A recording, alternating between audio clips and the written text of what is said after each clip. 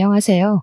이런 쌀쌀한 날씨에 손을 후후 불어가며 군고구마를 먹고 있으니 이곳이 천국이 따로 없는 것 같습니다. 요즘은 군밤이나 군고구마 파는 곳을 찾기 힘들더라고요. 이런 것도 전부 편의점에서 파는 시대가 되었으니까요. 길거리에서 파는 건 추운 겨울에 기다려 먹는 재미가 있었는데 조금 아쉽습니다. 제 소개를 먼저 하자면 저는 나이 40대의 돌싱입니다. 아이 하나 키우면서 감정적으로 힘들게 살다가 지금은 제 마음의 안정을 되찾고 행복한 추억만 안고 살고 싶어 노력하는 중이랍니다. 제 결혼 생활은 꽤 힘들었습니다. 바로 마마보이 같은 남편 때문이었죠. 지금은 그 마마보이 다시 마마님께 반품하고 어느 정도 회복을 마친 상태랍니다. 그런 제 이야기를 한번 시작해 보겠습니다. 끝까지 들어주시면 고맙겠습니다. 저는 어릴 때 참 힘들게 살았습니다. 다른 것보다도 제가 초등학생일 때 지게차를 운전하시던 우리 아버지께서 일을 하던 중에 차량이 전복되는 사고로 다리 한쪽을 못 쓰게 되었기 때문입니다. 그때는 지금보다 의료 환경이 좋았을 때가 아니라서 사고를 당한 다리로 평생 절면서 살아야 한다는 판정을 받게 되었습니다. 그러다 보니 자연스럽게 지게차 운전을 그만두게 되었고 저는 절름발이 딸이라고 놀림을 당하면서 살아야 했습니다. 우리 어머니는 생계를 책임지기 위해 일선에 뛰어들게 되었죠. 전업주부였던 우리 어머니는 할 수 있는 일이 많지 않았습니다. 그럼에도 불구하고 우리 세 식구 입에 풀칠을 하기 위해 열심히 발에 땀이 나게 움직이셔야 했어요. 아버지도 절름발이었지만 구인구직을 하기 위해 열심히 돌아다니셨습니다. 하지만 지금처럼 장애가 있는 사람에 대한 시선이 곱지 않았기에 아버지가 일을 할 수 있는 곳은 없었습니다. 집에서 살림을 하게 된 아버지는 가끔씩 저를 위해 학교에 찾아오곤 하셨습니다. 학교 끝나고 집을 가야 하는데 비가 정말로 많이 쏟아지는 그런 날이었습니다. 아버지는 절뚝이는 발을 질질 끌고 힘겹게 언덕길을 올라 학교에 도착해서 저에게 우산을 건네주셨을 때 저는 감동보다는 수치심이 먼저 들었어요. 지나가던 친구들이 뭐야, 은지 너네 아빠 장애인이야? 절름발이야? 하는 소리를 아무렇지 않게 건넸기 때문이었죠. 그 다음날 학교 전체에 소문이 났고 저는 절름발이 딸이라고 엄청나게 놀림을 당하게 되었습니다. 어린 마음에 아버지한테 다음부터는 쪽팔리니까 학교에 오지 말라고 큰 소리를 냈고요. 비가 오면 비를 맞고 집에 가곤 했습니다. 돌이켜보면 아버지께서는 많은 상처를 받으셨겠죠? 하지만 그때 저는 철이 없어 몰랐습니다. 그저 친구들이 놀리는 게 싫었고 우리 아버지가 장애가 있다는 사실을 꽁꽁 숨기고 싶어서였죠. 아버지와 저의 사이는 걷잡을 수 없는 깊은 골이 생기게 되었습니다.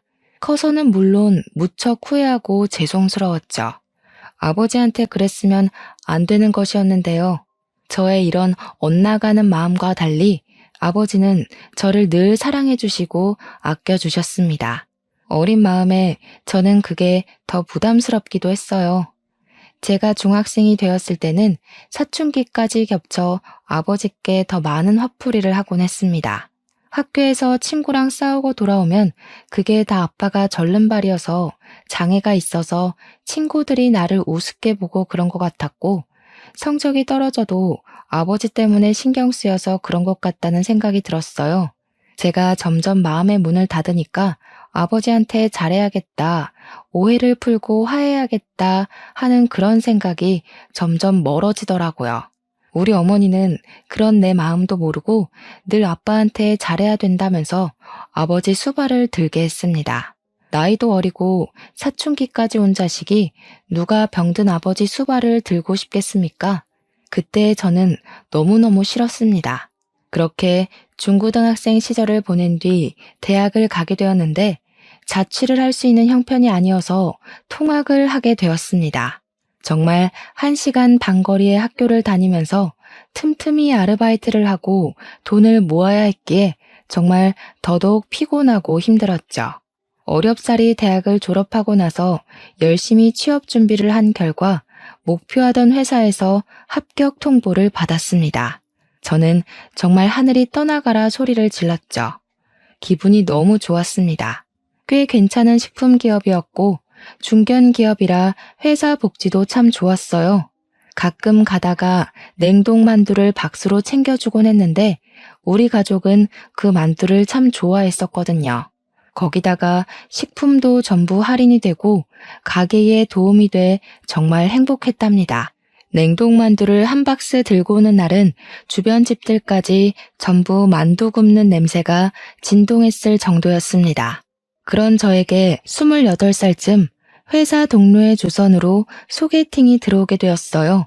사는 게 바쁘고 힘들고 집안을 여러모로 돌봐야 했기에 연애 같은 건 꿈도 꾸지 않았습니다.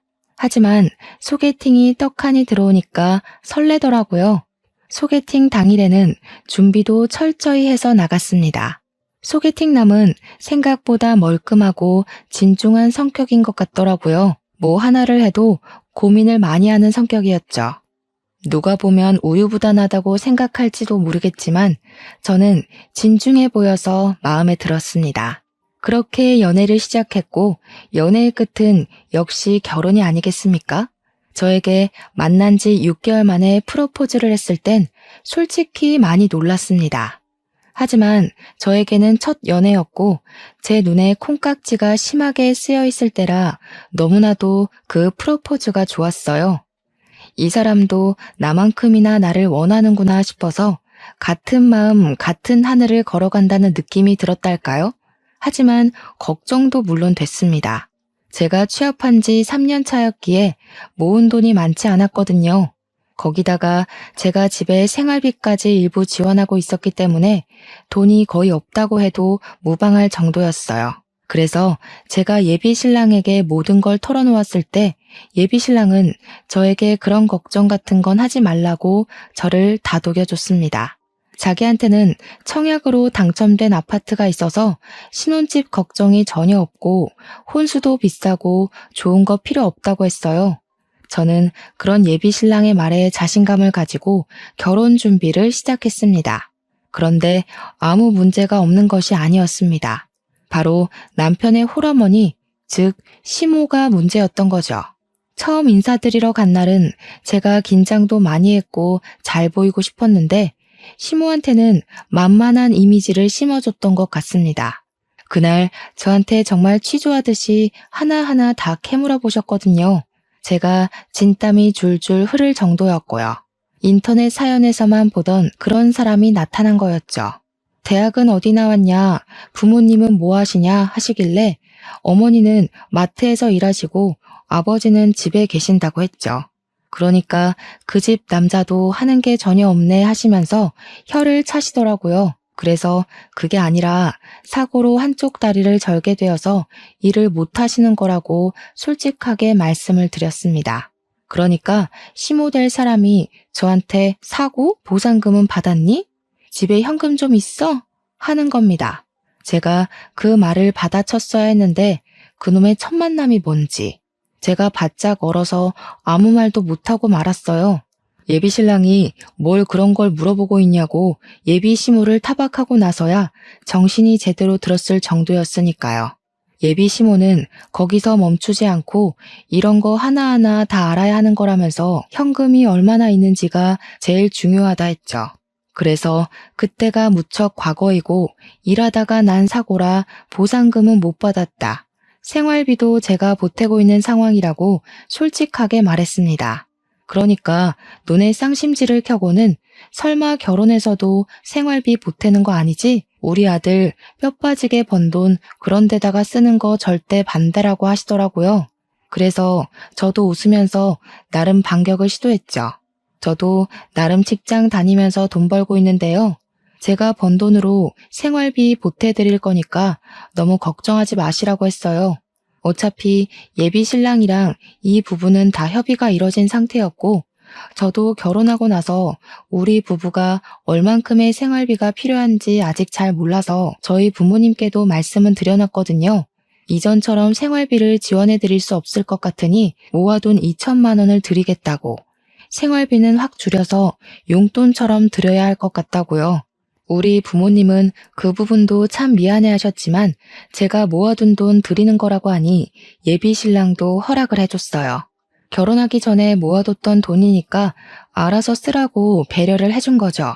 아무튼 기가 센 예비 시모랑 밥을 먹고 난 뒤 자연스럽게 상견례에 관한 이야기까지 나왔고 바로 날짜를 잡게 되었습니다. 상견례 자리에서 제가 예상한 듯이 우리 부모님은 땀 뻘뻘 흘리면서 기가 센 시모한테 완전히 휘감겨 있더라고요. 시모가 설마 애들 결혼하는데 재 뿌릴 거 아니지 않냐면서 애들 등골 빼먹지 말자고 생활비에 관한 이야기를 못도 박았죠. 남편이 제 손을 콱 잡지 않았으면 벌떡 일어날 뻔했지 뭐예요. 이미 남편이랑은 다 상의가 되었기에 그냥 아무 소리 하지 않고 있었어요. 저희 부모님도 네네 하고 마셨고요. 물론 제 마음은 썩어 문드러지는 것 같았죠. 결혼하고 나서는 절대로 지지 말아야겠다고 다짐했습니다. 제 표정이 점점 굳으니까 예비 신랑이 예비 시모한테 한 소리 하더라고요.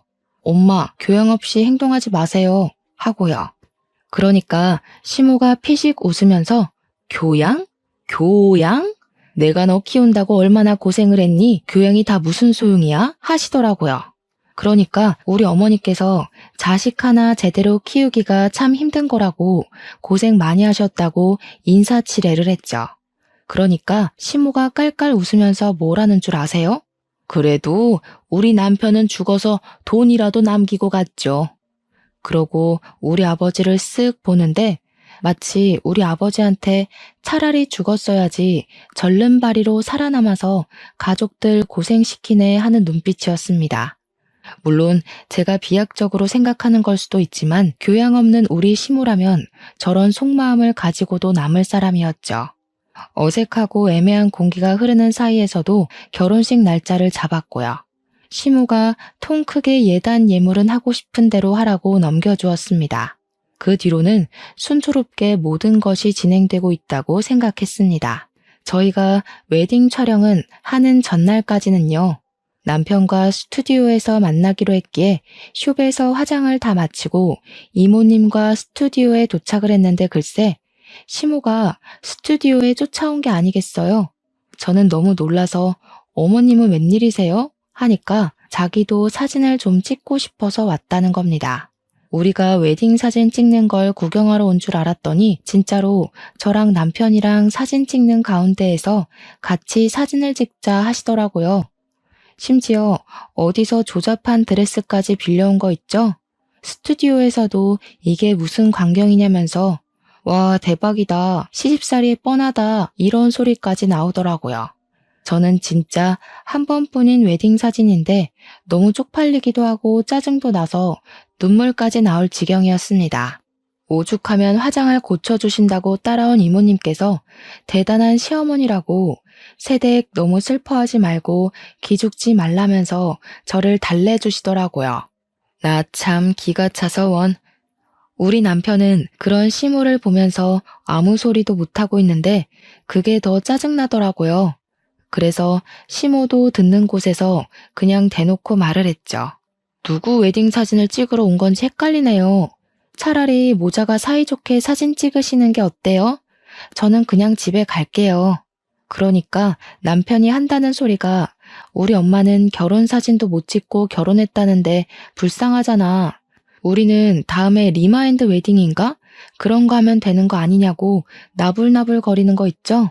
우리 둘이 찍어야 할 사진에 시모가 하나하나 낀 것도 모자라서 남편이랑 둘이서 사진 찍는 걸 뻔히 봤는데 리마인드 웨딩이라고 안 따라올 사람인가 싶더라고요.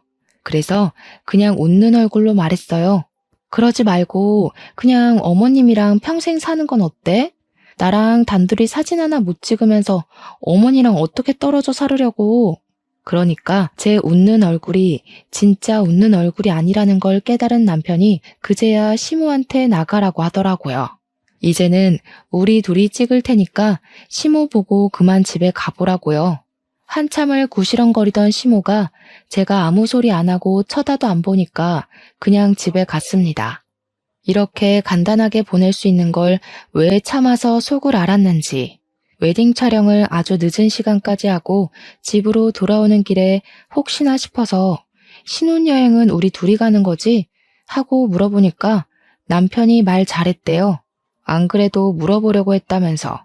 엄마가 해외에 한 번도 안 가봤다는데 그게 영 마음에 쓰인다는 거예요. 그래서 정신 나갔냐고 한 소리 했죠. 신혼여행까지 지금 시모를 모시고 가자는 반푼이 같은 소리를 하는 거냐고 하니까 남편이 우물쭈물해요. 그럼 나 신혼여행 안 갈 테니까 너네 엄마랑 둘이 다녀와 하니까 그건 또 아니지 않냐고 화를 내더라고요. 둘이서 해외여행 안 가는 이유가 뭐겠어요? 시모 수발 들기는 싫으니까 안 간 거겠죠. 안 그래도 억척스러운 시모가 해외 가서는 얼마나 진상을 떨어댈지 안 봐도 비디오니까요. 그냥 말이나 한번 꺼내본 거라고 말 돌리길래 그런 말 2번 다시는 꺼내지 말라고 불호령을 내렸습니다. 결혼하고 나서는 남편의 청약 아파트에 들어갔죠. 근데 그게 말이 좋아 청약 아파트지 시모한테 돈을 빌려서 얻은 집이었던 거예요. 그러면서 저희한테 시모가 2년 줄 테니까 빌려간 돈 2년 뒤에 갚으라고 하면서 돈 못 갚으면 그 아파트 팔고 합가를 하자고 하는 겁니다. 제가 무슨 소리를 하시는 거냐고 완전 펄쩍 뛰었죠. 그러니까 시모가 한다는 소리가 자기 노후 자금 털어서 아들 대출 안 받게 하려고 빌려준 돈인데 갚을 수가 없으면 합가를 해야지 하는 거예요. 남편은 저한테 엄마 노후 자금이니까 우리가 돌려드리는 게 맞지 이러고 있고요. 이미 남편이랑 이야기를 다 끝내둔 상태였던 거죠. 애초에 합가를 하려고 처음부터 뭐 집 알아서 해라 신경 안 쓴다 이랬던 거예요. 그래서 저도 이대로 끌려가면 안 되겠다 싶어서 웃는 얼굴로 대답했어요. 어머님, 그러면 저희 애 낳으면 애도 다 봐주시고 밥도 다 해주시고 청소도 다 해주시고 하는 거죠? 저희 맞벌이니까 어머님께서 집안일 다 해주시는 거 맞죠?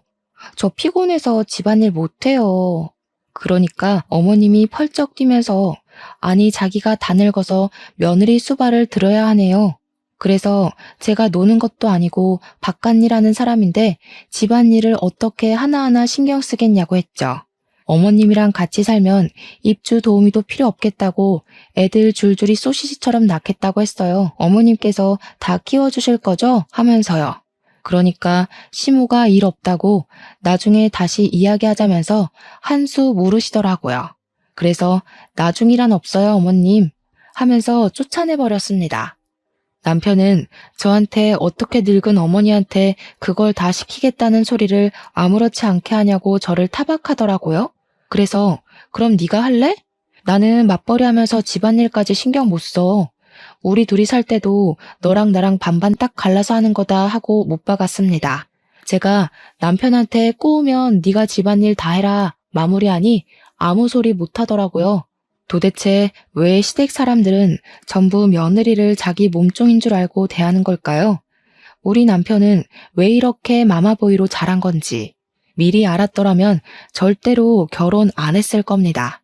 그래도 둘이 사는 신혼은 나름 괜찮긴 했습니다.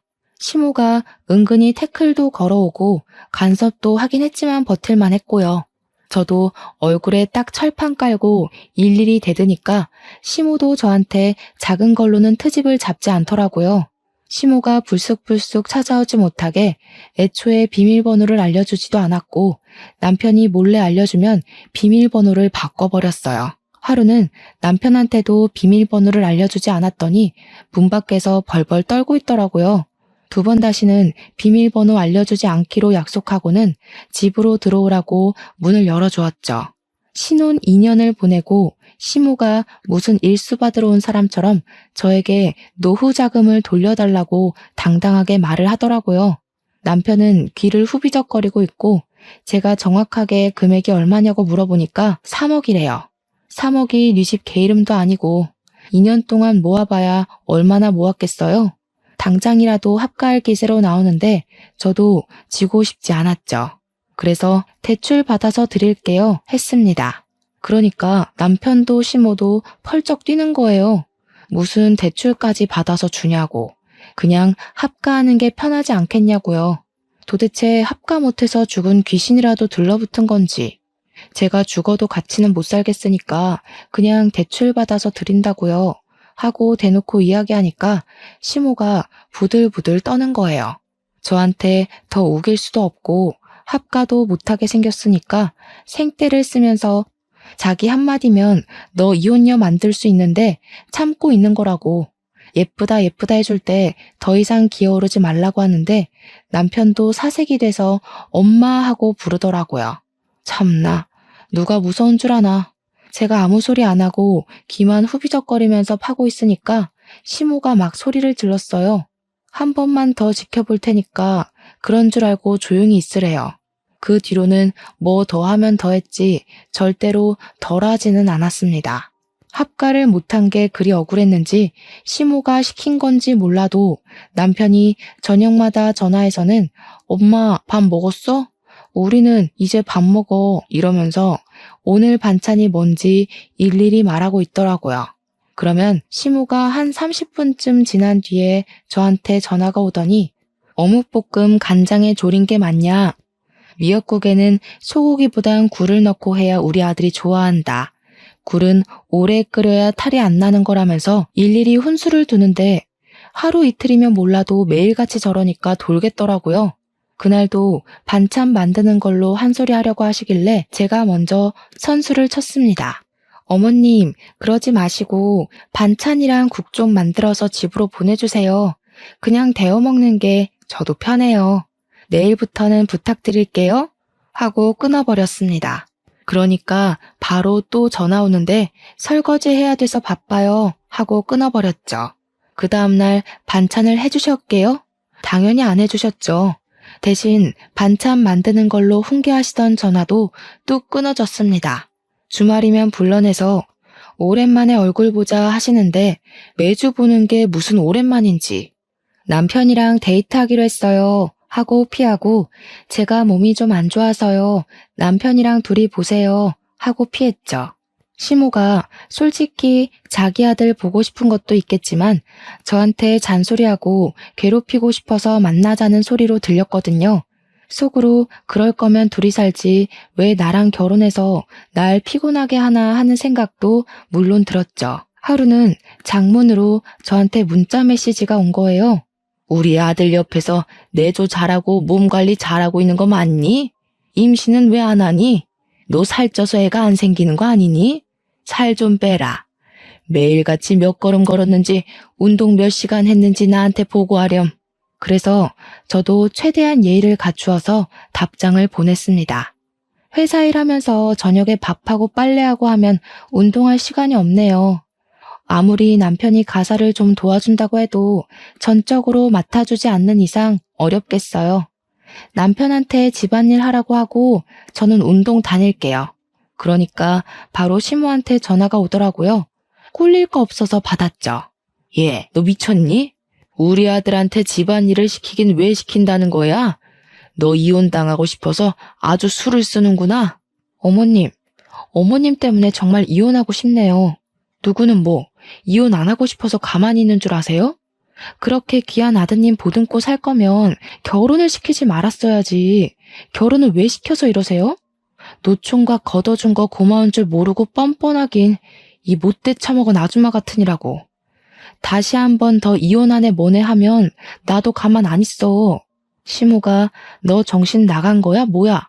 야 이년아 하는데 전화 그냥 끊고 전원도 꺼버렸어요. 솔직히 이혼하고 싶은 마음이야 굴뚝같이 있었죠. 제가 친정에 이야기를 안 해본 것도 아니었어요. 그런데 친정엄마가 말리더라고요. 친정이 든든한 것도 아닌데 이혼까지 해서 낙인까지 찍히면 누가 절 데리고 가겠냐고요. 재혼이나 하겠냐면서 아직 살아본 지 얼마 안 됐으니까 버텨보라고 하는데 정말 가난이 죄구나 싶었습니다.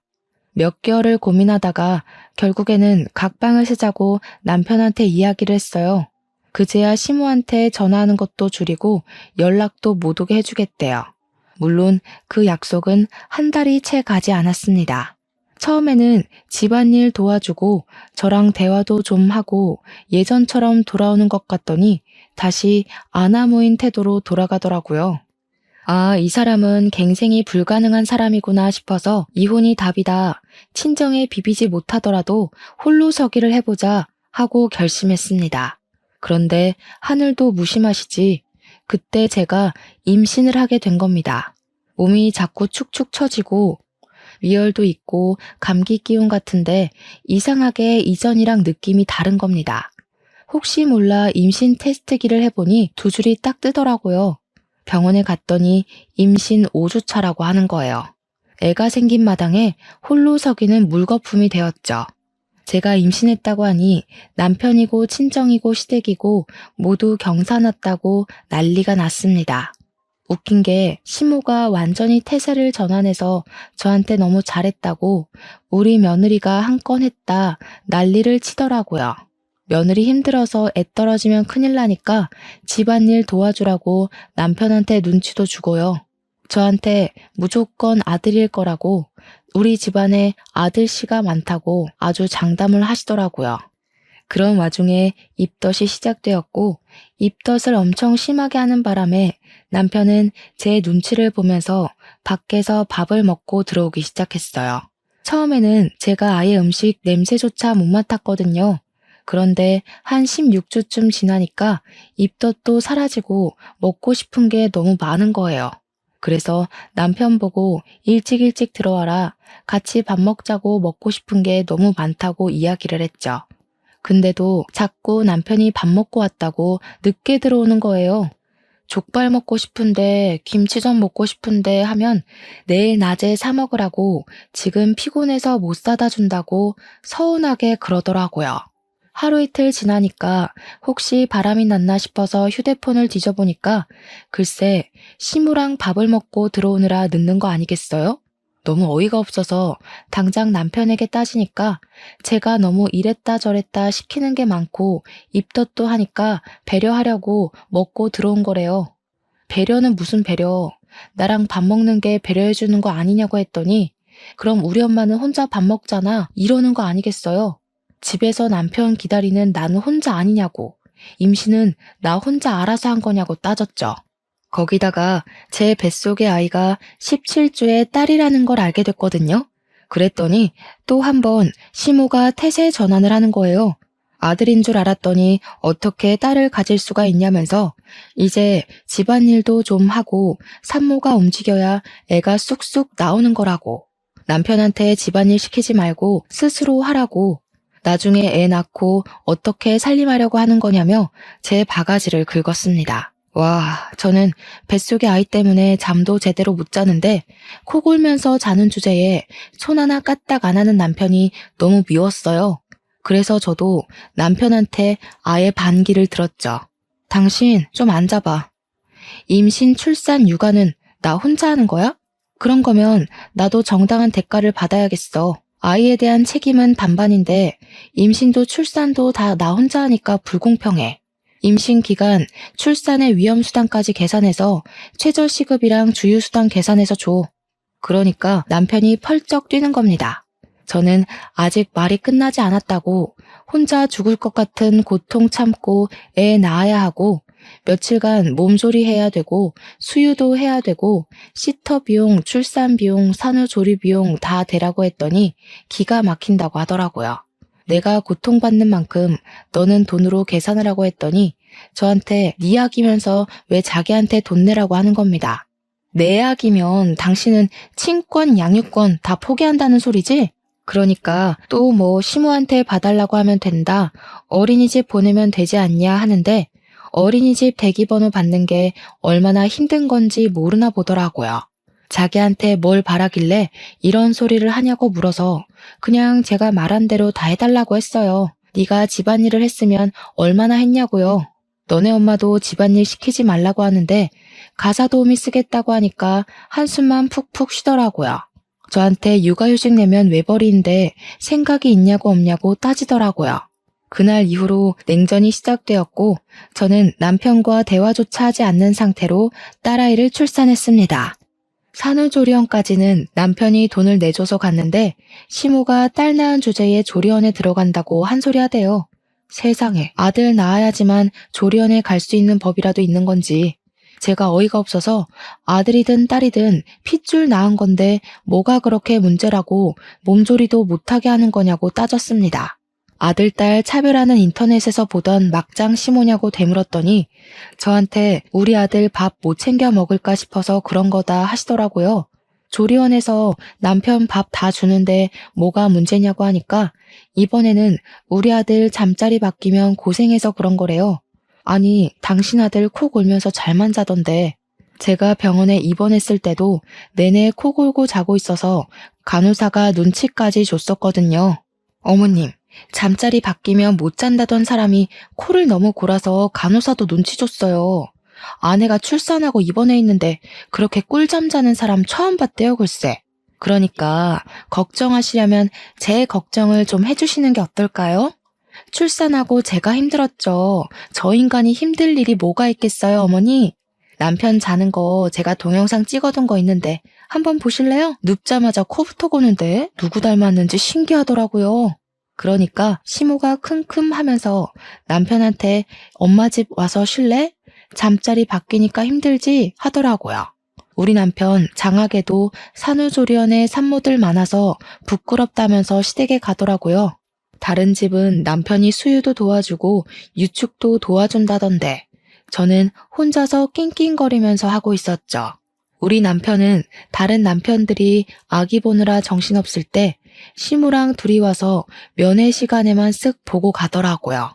저한테 애 얼굴이 왜 이렇게 빨간색이냐며 원숭이 같다고 하는데 시모는 제 얼굴 한번 보고 딸아이 얼굴 한번 보더니 성형수술비 좀 많이 나가겠네 하더라고요. 누가 봐도 남편 판박이죠?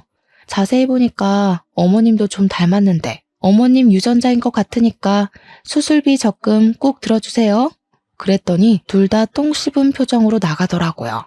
그렇게 조리원에서 퇴소하고 나서부터 진짜 육아전쟁이 시작되었습니다. 시모가 도와주면 된다고 호언장담을 하던 남편의 말과 달리 시모는 단 한 번도 도와주러 오지 않았고요. 친정에 이야기했더니 엄마가 와서 도와주시겠다고 하더라고요. 아빠도 와보고 싶어 하셨지만 다리가 불편해서 오래 움직일 수 없어서 못 오신다고 했어요. 친정 찬스로 그래도 밤에 잠은 자면서 아이를 케어했는데 엄마가 일을 하시니까 언제까지 도와주실 수가 없었어요. 그중에서 새벽 수유가 정말 힘들었는데 전몸살까지 겹치는 바람에 남편에게 도와달라고 낑낑거리면서 이야기를 했죠. 유축해놓은 거 데워서 먹여만 주라고 너무 아파서 못하겠다고 하니까 무슨 애엄마가 엄살이 그렇게 심하냐고 타박을 하는 겁니다.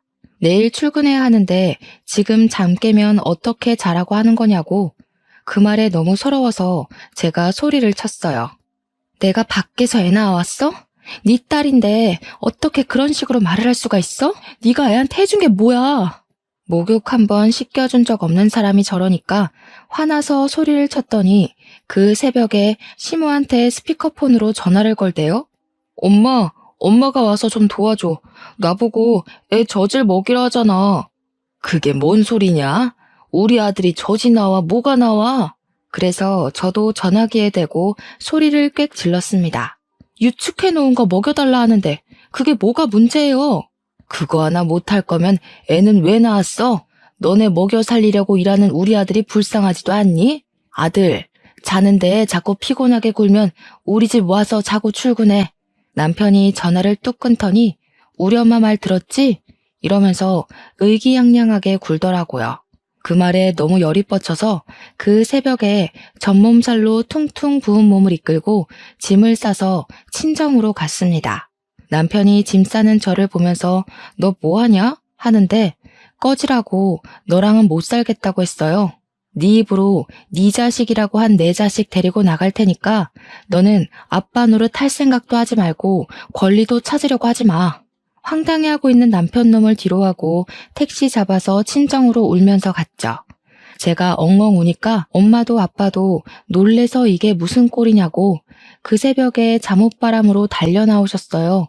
시모가 나한테 이혼당하고 싶냐고 막말한 거, 남편이 마마보이라는 거 죄다 일러 바치니까 엄마도 아빠도 황당해 하셨습니다. 엄마가 그 정도였냐고 하는데 제가 그냥 참고 살라며 하며 빽 소리를 질렀죠.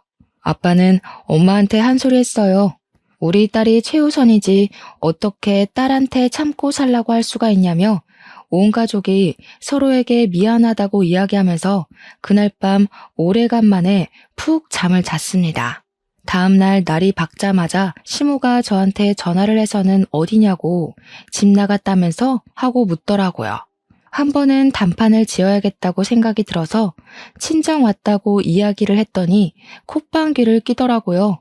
뭘 잘했다고 거기 가서 앉아있냐고, 남편 흉보고 다니는 거 아니냐, 이혼당하고 싶냐, 또 똑같은 레퍼토리로 저를 싸잡아서 혼내더라고요.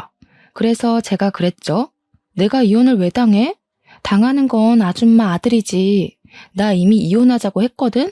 그러니까 씩씩거리면서 너 딱 기다려. 내가 거기로 갈 테니까 하면서 소리를 지르더니 전화를 뚝 끊어버리더라고요. 올 테면 와봐라. 나도 기다렸다 하는 마음으로 칼을 갈고 기다렸습니다. 진짜 오려나 싶었는데 기대했던 대로 씩씩거리면서 진짜 찾아왔더라고요. 저희 친정이 주택이라서 골목길 안쪽에 굽이굽이 있어서 찾기도 힘든데 어떻게 한 방에 딱 찾아왔더라고요. 웃긴 게 남편도 같이 씩씩거리면서 따라온 거 있죠? 문 열어준 아빠가 놀라서 엄마도 호출을 했어요. 마트에서 일을 하고 있다가 헐레벌떡 집으로 오셨더라고요. 5명이 거실에 둘러앉아 있는데 흥분이 가라앉지 않는 건지 시모가 씩씩거리면서 저한테 삿대질을 하면서 이야기를 하더라고요. 애가 배운 게 없어서 그런가 나한테 아줌마 아줌마 하대? 어디 쥐뿔도 없는 게 무슨 자존심이야? 그래서 저도 지지 않고 받아쳤죠. 몇 년 동안 나한테 이혼 가지고 협박하더니 내가 한다고 하니까 무섭나 봐? 그 나이에 애까지 달려서 이혼하면 누가 받아준다냐? 누가 받아줘야 이혼해요? 마마보이도 이혼 사유 되더라. 아줌마가 나한테 보낸 이혼 협박 문자 내가 다 가지고 있어. 그거 증거로 다 제출할 거고 재산 분할도 요청할 거야. 그랬더니 시모가 제 머리채를 확 잡아채면서 누구 아들을 이혼남으로 만들어? 하면서 악을 쓰더라고요. 저도 같이 머리채를 붙잡고 아줌마 아들이 나한테 한 짓이 얼만데 이혼 당해도 싸지 하면서 되받아쳤어요. 내 새끼 친권, 양육권 다 들고 올 거고 양육비도 꼬박꼬박 받을 거니까 각오하라고요. 우리 남편이랑 엄마가 놀래서 저랑 시무랑 뜯어말리고 있는데 아빠가 딱 한마디 하셨습니다. 교양 없이 굴 때부터 알아봤어. 어디 쌍놈의 옆에 내가 우리 귀한 딸을 그딴 식으로 괴롭히고 머리채까지 뜯어? 당신 덜 자란 아들 평생 옆구리에 끼고 살아. 아예 젖까지 먹이지 그래? 내 딸 고생시키지 말고 아들 수발이나 들면서 사셔. 아이고 누가 그런 말하면 무서워서 벌벌 떨 줄 알고? 그쪽이나 평생 한쪽 다리 절면서 딸한테 기대 사셔. 나도 하자 있는 부모 딸린 계집애 처음부터 집에 들이기 싫었어. 떡하니 아들이라도 낳았으면 몰라. 그 말에 우리 엄마가 부엌으로 가서 김장할 때 쓰는 굵은 소금을 시무랑 남편 얼굴에 패대기 치듯 뿌렸어요. 놀래서 도망가길래 엄마가 부정 탄다고 2번 다신 오지 말라고 현관문을 쾅 닫아버렸습니다.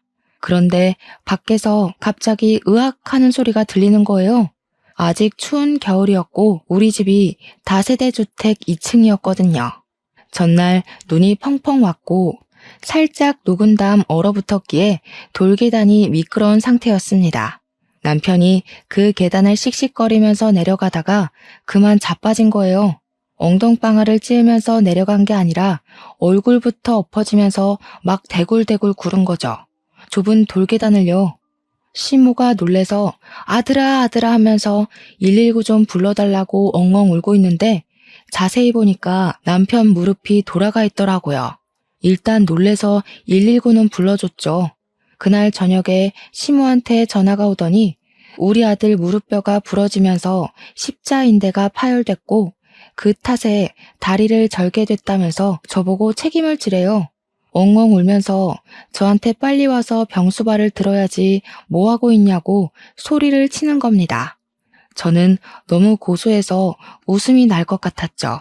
제가 거길 왜 가요? 평생 한쪽 다리 절면서 사는 아들 잘 돌보면서 사세요. 다리 불편한 우리 아빠한테 하자 있는 부모라고 막말하더니 아줌마는 하자 있는 아들이 생겨버렸네? 양심도 없지. 하자 있는 그놈 간호를 왜 내가 합니까? 저도 하자 있는 놈이랑 살 생각 추호도 없으니까 늙어 죽을 때까지 옆구리에 끼고 병간호하세요. 그러면서 침을 칵 퇴하고 뱉었습니다. 꼴 좋다고 깔깔거리면서 웃어도 좋고요. 그리고 바로 변호사 선임해서 이혼 소송도 시작했어요. 재산 분할도 받을 수 있다고 하길래 조금이지만 받게 되었고 위자료도 당연히 받았죠. 친권, 양육권 당연히 아이가 어리기 때문에 저한테 왔고요. 전 남편이 저한테 가끔 연락 와서는 보고 싶다고 우리 딸 한 번만 봤음 소원이 없다고 하는데 저는 모르쇠 했죠. 누구시냐고 우리 애는 아빠가 없어서요 했습니다. 저한테 그러지 말라고 애원을 하면서 엉엉 우는데 엄마 찾던 사람 다 어디 갔는지 이제 와서 저한테 약한 모습 보여주면 제가 뭐 냉큼 좋다고 받아줄 거라고 생각한 거죠. 그 생각 자체가 저를 바보로 본 거 아니겠어요? 이때다 싶어서 차단해버리고는 2번 다신 연락하지 말라고 면접 교섭권 당당하게 신청해서 오라고 했죠. 그래도 아이한테는 아빠이니까 면접 교섭권 신청해서 들고 오면 보여줄 수밖에 없는 현실이니까요. 제 생각에 아이랑 둘이서만 만나라고 하면 그것도 신청하지 않을 게 뻔했지만요. 시모가 여전히 남편 옆에서 병수발 들고 있다던데 앞으로 쭉 반성하면서 살았으면 좋겠습니다. 말이 씨가 된다고 사람이 마음을 곱게 먹어야 하지 않겠어요? 하자 있는 집안이라고 무시하더니 똑같이 돌려받으니까 지금쯤 얼마나 후회하고 있겠습니까? 저희 아버지를 절름발이라고 무시한 것도 마마보이 아들 둬 놓고 저한테 갑질한 것도 평생 속죄하고 후회하면서 살길 바라고 있어요. 이래서 당장 코앞의 일도 모르는 거라는 말이 있나 봐요. 청취자 여러분들도 항상 어디서나 말 조심하시고 받은 만큼 꼭 돌려주면서 사시길 바랍니다. 누군가에게 상처를 주면 그만큼 부메랑으로 돌아오는 법이라는 거 명심하셨으면 좋겠어요. 그러니까 내가 받은 상처도 꼭 그 사람에게 돌아갈 것입니다. 현명한 여러분의 선택을 저는 응원하고 지지하겠습니다. 여러분도 저의 홀로서기를 응원해 주시면 감사하겠습니다.